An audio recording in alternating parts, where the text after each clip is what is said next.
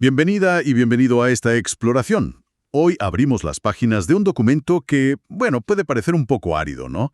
El Boletín Oficial del Perú. Estamos viendo la edición del 2 de septiembre de 2025. Sí, a primera vista parece solo eso, un listado de normas, avisos. Exacto, puro texto legal. Pero nuestra misión hoy es diferente, ¿verdad? Totalmente. Queremos buscar las historias que hay detrás, las señales, los datos clave. Esos que realmente nos dicen cómo se mueve la economía, la sociedad, la administración aquí en el país. Exacto. Desde contratos enormes de infraestructura, hasta qué pasa con las empresas, las más pequeñas incluso. Y también notificaciones que, bueno, afectan directamente a la gente común. Claro. ¿Qué pulso podemos tomarle al Perú con este documento? A ver, vamos a descubrirlo. Precisamente. Porque el boletín oficial es más que un simple registro, ¿sabes? Es como un espejo de la actividad formal del país. Un espejo, me gusta esa idea. Sí, y si lo analizamos, podemos ver patrones, entender cómo funcionan ciertos mecanismos, estatales, empresariales. Y esa interacción constante entre el gobierno, las compañías y, bueno, las personas. Hoy vamos a desglosar algunos avisos bien reveladores de esta edición. Perfecto. Arranquemos entonces con las cifras grandes, ¿te parece? Las contrataciones del Estado. Dale. Vemos que Aeropuertos del Perú, ADP, la concesionaria, está buscando empresas Ajá. para mantenimiento de infraestructura en varios aeropuertos clave del interior. Y ojo, no son contratos pequeños, ¿eh? Me imagino. ¿De qué estamos hablando? Pero mira, se lanzaron 3 licitaciones importantes. Mantenimiento para Trujillo, para Pucallpa y para Tarapoto. Si sumamos los valores referenciales máximos, estamos hablando de casi 8 millones de dólares en total. ¡8 millones! Es una suma considerable para mantenimiento. Sí, y el plazo para presentar propuestas vence a mediados de octubre de 2025. Los detalles técnicos, claro, están en la web de ADP. Es interesante ver esa inversión sostenida, ¿eh? En infraestructura regional. ¿Sí? Más allá de la cifra total, que ya de por sí es significativa, el hecho de que sean contratos de mantenimiento periódico. Eso subraya algo importante. ¿Qué cosa? La importancia de mantener la operatividad, la seguridad de estos aeropuertos. Esto no solo impacta la seguridad de los vuelos, obviamente, sino que es fundamental para la conectividad y para la actividad económica de esas regiones, claro. Cierto, mantiene todo funcionando. Exacto, refleja esa necesidad constante de mantener ciertos estándares operativos. Y bueno, siguiendo con inversiones, pero con otro mecanismo, Ajá. encontramos varias convocatorias por obras por impuestos. El famoso OXI. Claro, el OXI. Para quien no lo conozca bien, es esta modalidad donde una empresa privada financia o ejecuta directamente una obra pública Ajá. y a cambio recibe certificados para pagar su impuesto a la renta, ¿no? Justo eso. Un ganar-ganar en teoría. Sí, se presenta así. ¿Y qué proyectos viste? Hay 2 ejemplos bien interesantes aquí.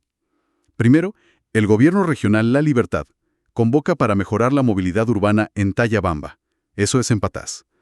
Es una obra con un valor referencial de, más de 4.700.000 soles. Ajá. Y un plazo de ejecución de 9 meses. Una obra de tamaño mediano, digamos. ¿Y la otra? La otra es más grande. La municipalidad de Mazamari, en Satipo, Junín, busca renovar su mercado central. Y aquí la inversión es bastante más ambiciosa. Casi 17 millones de soles. ¡Wow! 17 millones para un mercado. Eso es importante. Sí, y un plazo de casi un año para completarlo. Ambos procesos ya tienen sus cronogramas definidos, ¿eh? Parece que apuntan a firmar los convenios por ahí de noviembre de 2025. El mecanismo OXI, sí, efectivamente ha ganado bastante popularidad en los últimos años. Se ve bastante, ¿no? Sí. Uno podría pensar que es, bueno, una respuesta a las limitaciones de presupuesto del Estado, quizá. O también una búsqueda de mayor eficiencia, ¿no? Usando el sector privado para ejecutar. Podría ser. Sea cual sea la razón principal, lo cierto es que permite acelerar proyectos que impactan fuerte en la vida diaria. Totalmente. Un mercado central moderno, en Mazamari, o una mejor movilidad en Tayabamba. Son mejoras muy, muy tangibles para la gente. Y esa cifra para el mercado de Mazamari, esos casi 17 millones, sugiere un proyecto de gran envergadura. Quizás una reconstrucción completa, que busca dinamizar la economía local de forma importante. Tiene sentido. Bueno, dejemos un poco los proyectos de infraestructura. ¿Qué nos dice el boletín sobre las empresas? Sobre el tejido empresarial. Ah, esa es otra beta interesante. Sí, porque vemos como el ciclo completo, ¿no? Empresas que se adaptan, que se unen, que se achican. Y también las que cierran. Exacto. Hay varios movimientos que llaman la atención. Por ejemplo, transformaciones societarias. ¿Cómo cuáles? Mira, Haku Travel and Import pasa de ser una EIRL, una empresa individual de responsabilidad limitada, Ajá, unipersonal casi. a una SAC, una sociedad anónima cerrada, quizá buscando una estructura más flexible para crecer, ¿no? Podría ser, para incorporar socios, quizá. Puede ser. Hay otros ejemplos similares. Motilma Consultores, Suazo Asesores, también cambian de tipo. Ok, adaptaciones. Luego, una fusión. Digiflow absorbe a TCI, Transporte Confidencial de Información. Ahí probablemente buscan consolidar operaciones o ganar mercado, ¿no? Una fusión típica. Sí, parece eso. Y también una escisión, que es como una división, ¿cierto? Sí, cuando separan una parte del negocio. Exacto. Aleluya Transportes separa una parte chiquita de su patrimonio, apenas 1,000 soles, y la transfiere a otra empresa, Corporación Avagón. Movimientos que sugieren reacomodos estratégicos internos, quizá. Parece. Pero, ojo, llama particularmente la atención una reducción de capital muy, muy fuerte. ¿Ah, sí? ¿Cuál? Kyndryl Perú, SAC, es una empresa grande de servicios tecnológicos. Anuncia una reducción de 112 millones de soles. 112 millones. Eso sí es notable por el monto. Muchísimo. A ver, eso podría interpretarse de varias maneras, ¿no? Por ejemplo, Podría ser una optimización de su estructura financiera local. Quizás tenían un exceso de capital que no estaban reinvirtiendo productivamente aquí. ¿ya? O incluso podría ser una repatriación de beneficios hacia su matriz global. Ah, claro. Sin más contexto es difícil asegurarlo, pero definitivamente es una señal financiera fuerte. Sin duda. Pero quizás, y esto sí me llamó la atención, es la cantidad de empresas que anuncian su disolución y liquidación. Ah, ¿sí? ¿Viste muchas? Bastantes. No vamos a listar todas, sería larguísimo, pero son más de una decena solo en esta edición, En un solo día. en un solo día. Y de todo tipo, ¿eh? Desde una corporación automotriz hasta empresas de servicios mineros, consultoras, firmas de inversión, servicios generales. Incluso parece haber un caso de posible duplicidad de RUC entre dos empresas en liquidación. Un volumen que, bueno, hace pensar. Uf, sí. Y a esto se suman dos declaraciones judiciales de quiebra. Transvic SAC e I-Group Perú SAC. Ok, la quiebra ya es el final definitivo. Sí, ambas ya estaban en proceso de liquidación, así que la quiebra es como la confirmación final de que no eran viables. Exacto. Este conjunto de avisos actúa como un termómetro, ¿no? De la dinámica empresarial. Un termómetro, sí. Las transformaciones, las fusiones, pueden ser signos de vitalidad, de búsqueda de eficiencia, de adaptación al mercado. Lo positivo, digamos. Claro, pero el número considerable de disoluciones y las quiebras confirmadas, eso ya es una señal de alerta. Y ocupa un poco. Sí, podrían reflejar presiones económicas en ciertos sectores, problemas de gestión interna o simplemente, bueno, el fin del ciclo de vida natural de negocios que no lograron adaptarse. Es la cara visible de lo que Schumpeter llamaba la destrucción creativa. La destrucción creativa. Pero cuando el volumen es tan alto en un solo día, como dices, invita a preguntarse si hay alguna tendencia sectorial o macroeconómica de fondo que lo esté impulsando, ¿no? Totalmente. Es una pregunta que queda ahí. Bueno, cambiemos un poco el foco. Vayamos a la interacción más directa entre el Estado y la gente, la ciudadanía. Ok. El boletín está lleno de notificaciones de entidades como RENIEC, el Registro Civil, Ajá, RENIEC siempre presente. SUNAT, la Autoridad Tributaria y Aduanera, y OEFA, el Organismo de Fiscalización Ambiental. Los fiscalizadores. Exacto. Del RENIEC surgen historias bien diversas, fíjate. ¿Cómo qué? Hay una notificación por edicto, o sea, una publicación oficial porque no pudieron notificar personalmente. Ya, cuando no encuentran a la persona. Eso. Sobre una declaración administrativa de presunto progenitor. Un trámite súper personal, ¿no? Y termina publicado en el boletín. Increíble cómo lo privado se vuelve público ahí. Sí. También encontramos la lista de ciudadanos candidatos para ser miembros del Jurado Electoral Especial de Huarochirí. Ah, mira, un recordatorio concreto de cómo funciona la participación ciudadana en los procesos electorales. Exacto. Y algo que se repite muchísimo son las solicitudes para rectificar datos. En partidas. Sí, en partidas de nacimiento, de matrimonio, de defunción. Correcciones de nombres, fechas, apellidos. Siempre hay errores. Parece que sí. O una necesidad constante de enmendar errores registrales o simplemente actualizar la información. ¿Qué sugiere eso? Problemas históricos en los registros. Podría ser una combinación de ambas cosas, ¿no? A ver. Por un lado, con la digitalización y la interconexión de bases de datos, ahora es más fácil que salten a la vista los errores del pasado. Claro. Antes quizás pasaban desapercibidos. Exacto. Y por otro lado, los ciudadanos necesitan cada vez más que sus documentos estén perfectos para hacer cualquier trámite. Cierto. Es la burocracia cotidiana en plena acción. Incluso hay una impugnación de domicilio. Una ciudadana cuestionando el domicilio registrado de otra. Pequeños conflictos que escalan a lo oficial. Siempre hay disputas. Pasando al rol fiscalizador. OEFA, por ejemplo, notifica a una empresa, Productos de Cartón SRL, sobre un procedimiento sancionador. Ajá, ¿y qué le dicen? Pues el informe técnico recomienda declararla responsable de infracciones ambientales y multarla con más de 2.400 UITs. Uf, 2.400 UIT. La UIT es la unidad impositiva tributaria, ¿no? Que se actualiza cada año. Sí, sirve de base para muchas multas y tasas en Perú. Así que estamos hablando de una sanción económica bien significativa. Durísimo para la empresa, seguramente. Me imagino. Y luego, SUNAT, a través de sus distintas intendencias de aduanas Puno, Paita, Callao, Chiclayo, publica una lista larguísima de resoluciones. ¿De qué tipo? Decomiso, o sea, incautación de mercancías, y multas por infracciones aduaneras. Lo usual en aduanas. Sí, pero lo interesante aquí, o lo llamativo, es que muchos de esos avisos van dirigidos a personas no identificadas o no ubicadas o extranjeros no domiciliados. Ah, eso es clave. Se mencionan algunos nombres, ¿eh? Pierre Smith Riojas Alfaro, Acosta Chapuñán Genaro.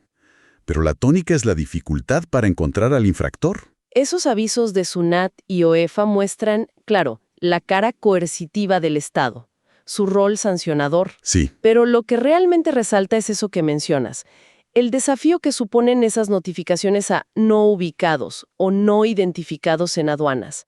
Subraya una dificultad persistente del Estado para localizar a los infractores y, bueno, hacer cumplir la normativa. sobre todo en zonas de frontera, me imagino, o con el comercio informal. Justamente, es un reflejo de las complejidades para controlar el contrabando, para regularizar actividades económicas que están en los márgenes de la formalidad.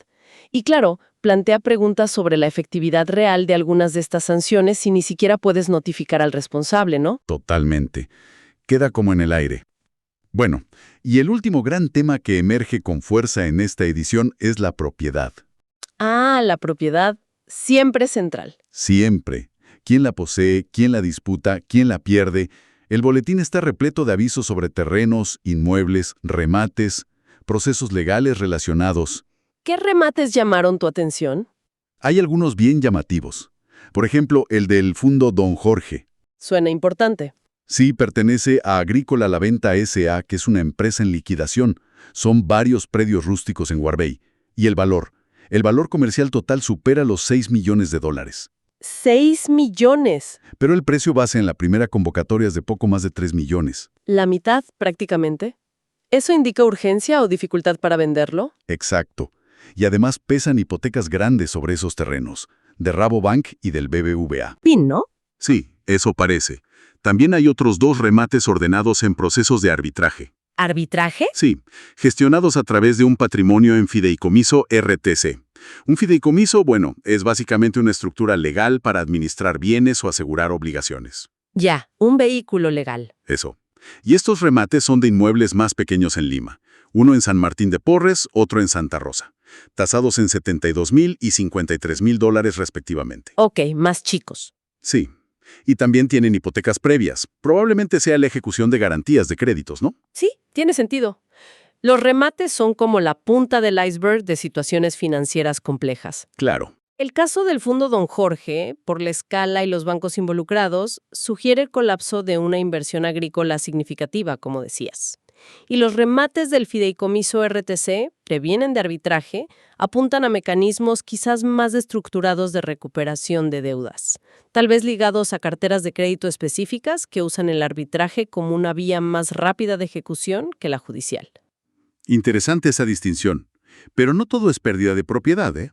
Menos mal.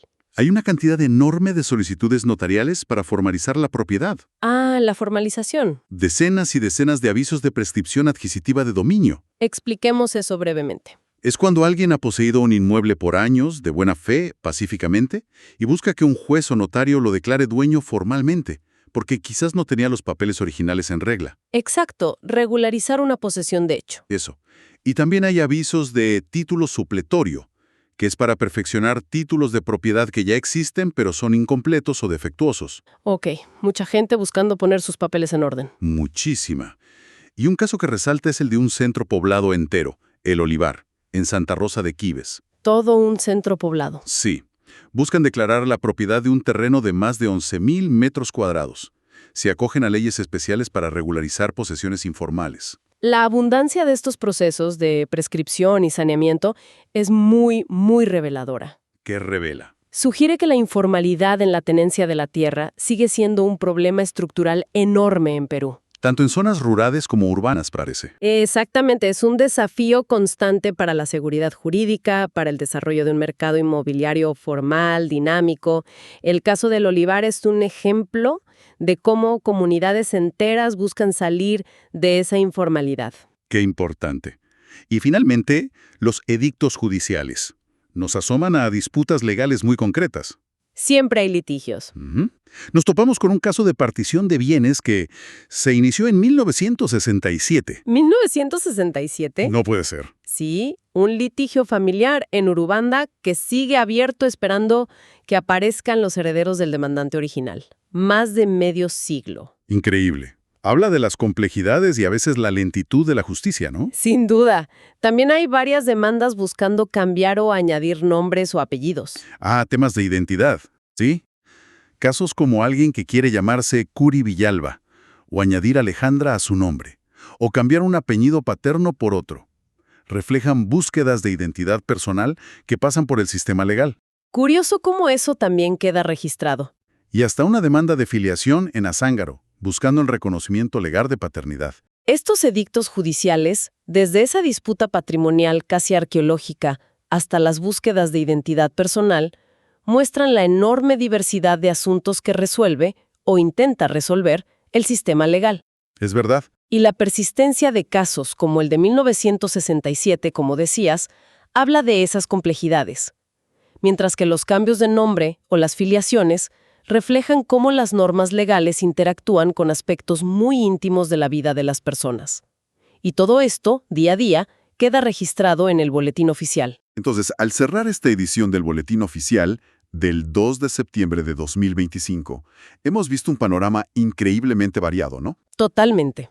Desde millones de dólares para mantener aeropuertos funcionando, pasando por empresas que nacen, se transforman, mueren, hasta la notificación de una multa ambiental o la búsqueda de un padre por edicto. Absolutamente. Creo que lo que demuestra este análisis es que el boletín, lejos de ser un documento monótono o aburrido, es un mosaico vibrante de la actividad administrativa, económica y legal. Un mosaico, sí. Revela la complejidad de gestionar un país moderno, los persistentes desafíos de la formalización, tanto empresarial como de propiedad, la dinámica constante del mercado y cómo la ley toca la vida cotidiana de maneras que a veces ni sospechamos. Y queda una pregunta flotando, creo yo. Al ver la cantidad de cierres de empresas, la necesidad de formalizar propiedades después de décadas, las deudas que llevan a remates millonarios, Sí. todo eso condensado en los avisos de un solo día. Exacto. La pregunta que surge es, más allá de cada aviso individual, ¿qué narrativa más amplia nos están contando estos registros oficiales? ¿Qué tendencias económicas, sociales o incluso de eficiencia administrativa podrían estar insinuando sobre el rumbo del país? Esa es una reflexión que va más allá de la lectura de hoy y que quizás valga la pena seguir explorando, ¿no crees?